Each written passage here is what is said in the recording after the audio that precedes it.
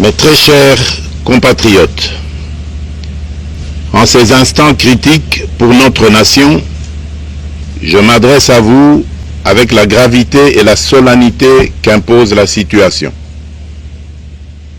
L'Est de notre pays, en particulier les provinces du Nord Kivu, du Sud Kivu et de l'Ituri, fait face à une aggravation sans précédent de la situation sécuritaire. Les forces de défense du Rwanda, en soutien de leurs marionnettes du M23, poursuivent leur entreprise terroriste sur notre territoire, semant la terreur et la désolation parmi nos populations. Je partage avec vous la douleur et l'indignation face à ces attaques barbares.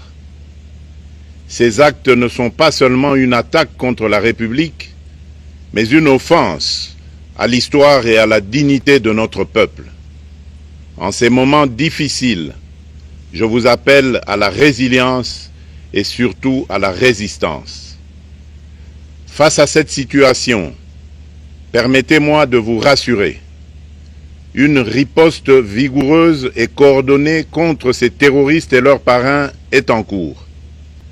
Nos vaillantes forces armées de la République démocratique du Congo, symboles de courage et de patriotisme, sont pleinement mobilisées, prêtes à défendre chaque centimètre de notre territoire. J'ai personnellement convoqué et présidé des réunions de crise avec une équipe restreinte du gouvernement, le haut commandement militaire ainsi qu'une réunion interinstitutionnelle afin d'évaluer les récents développements de la situation et de lever les options pour repousser les agresseurs et reconquérir chaque parcelle de notre territoire. À cet effet, j'ai nommé ce 28 janvier le général-major Évariste Somo Kakule au poste de gouverneur militaire du Nord Kivu pour renforcer la coordination des opérations militaires et restaurer l'autorité de l'État. Parallèlement, nous avons engagé d'importantes démarches diplomatiques, notamment au sein du Conseil de sécurité des Nations Unies, ainsi que dans le cadre du processus de paix de Luanda, auquel nous restons pleinement engagés malgré les obstacles.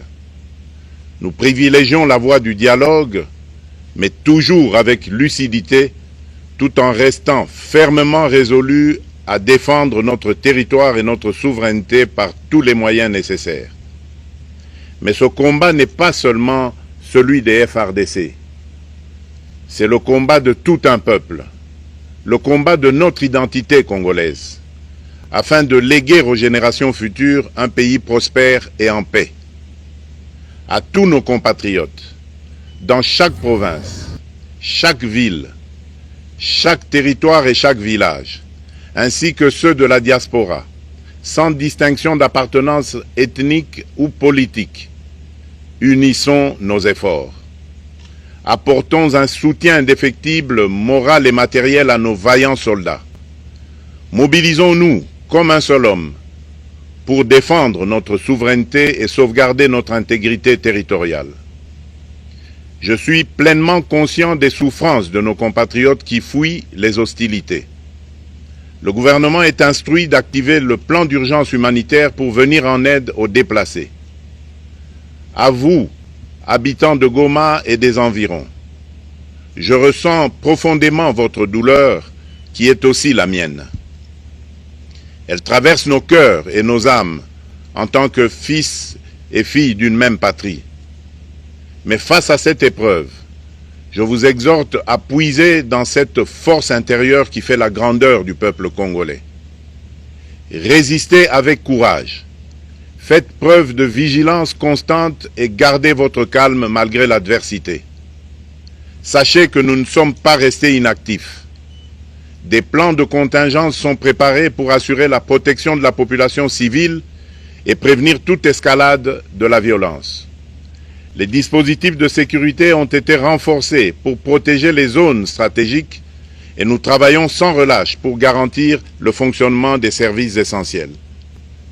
Je tiens à rendre un hommage solennel à tous ceux qui ont payé le prix ultime dans cette lutte pour notre dignité et notre souveraineté. J'ai une pensée pieuse pour le général-major Peter Chirimwami, gouverneur militaire du Nord Kivu, tombé les armes à la main. Je m'incline avec respect devant la mémoire de tous nos militaires et de tous les Wazalendo tombés sur le champ d'honneur. Je pense aussi aux soldats de la mission de la communauté de développement d'Afrique australe, la SAMI DRC, qui combattent à nos côtés, aux casques bleus de la MONUSCO, qui ont sacrifié leur vie pour la paix, ainsi qu'aux innombrables civils victimes de la barbarie ennemie. Leur courage et leur sacrifice ne seront jamais oubliés, et nous portons leur flambeau avec la ferme détermination d'achever leur noble combat. Je voudrais ici interpeller directement la communauté internationale et l'Union africaine. Le Rwanda continue de violer ouvertement et sans scrupule les principes fondamentaux de la Charte des Nations Unies ainsi que les accords régionaux. Pire, ces agissements se déroulent dans une impunité totale et ce, avec un mépris manifeste des règles internationales et des valeurs que ces institutions sont censées défendre. Cette attitude arrogante, qui ne cherche même plus à masquer ses forfaits, est une provocation inacceptable à l'égard de notre souveraineté et de la stabilité régionale. La présence de milliers de soldats rwandais sur notre sol, leur soutien politique, logistique et militaire à leur pantin du M23, ainsi que leur implication dans l'exploitation illégale de nos ressources naturelles, nous conduisent tout droit à une escalade aux conséquences imprévisibles, mettant en danger toute la région des Grands Lacs.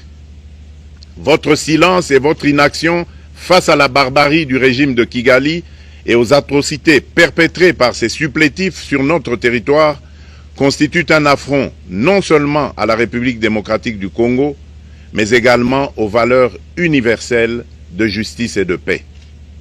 Le peuple congolais prend acte de cette passivité qui frôle la complicité.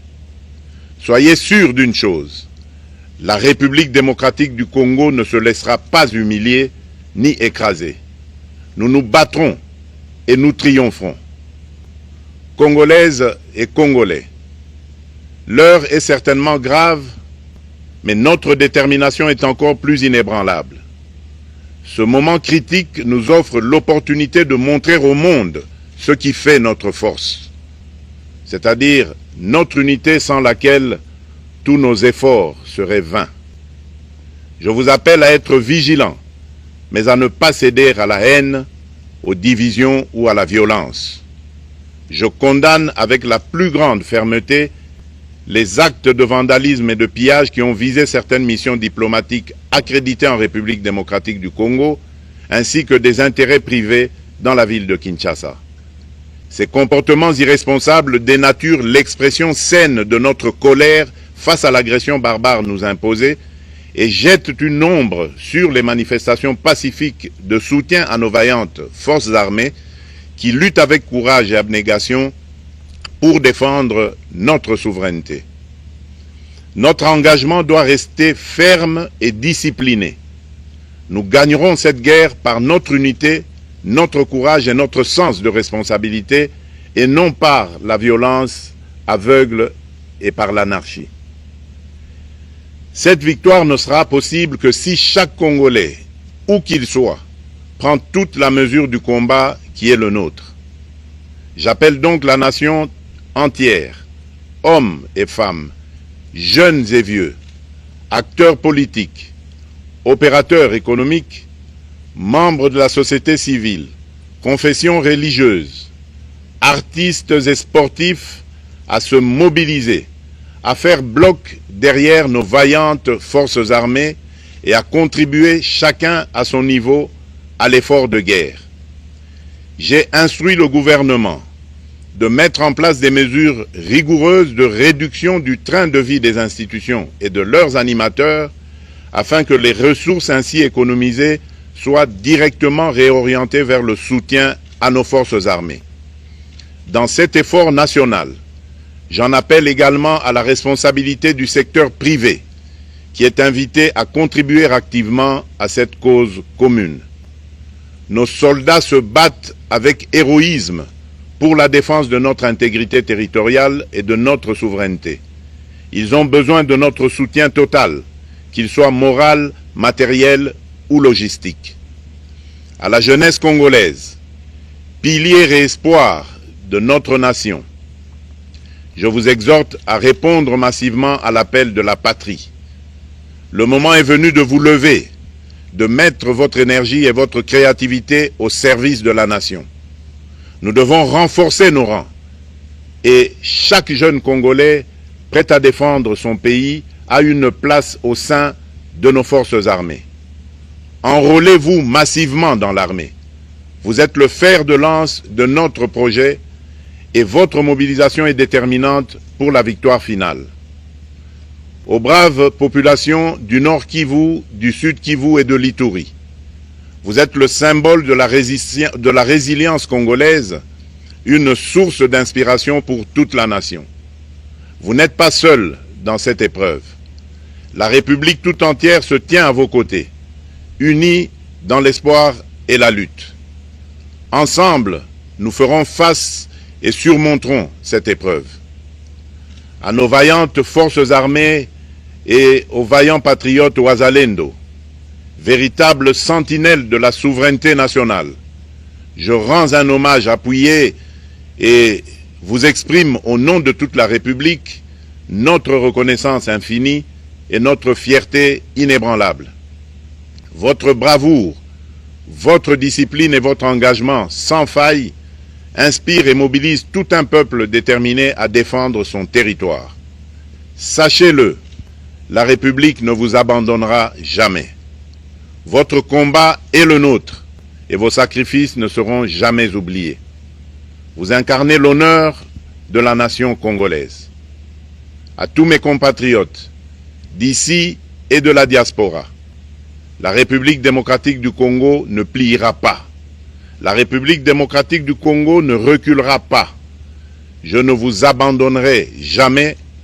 J'en fais ici le serment. Le soleil n'a pas cessé de briller sur notre patrie. Ensemble, main dans la main, nous surmonterons cette tempête et nous ouvrirons une ère nouvelle de paix et de prospérité pour les générations futures. Que Dieu bénisse la République démocratique du Congo et son peuple. Je vous remercie.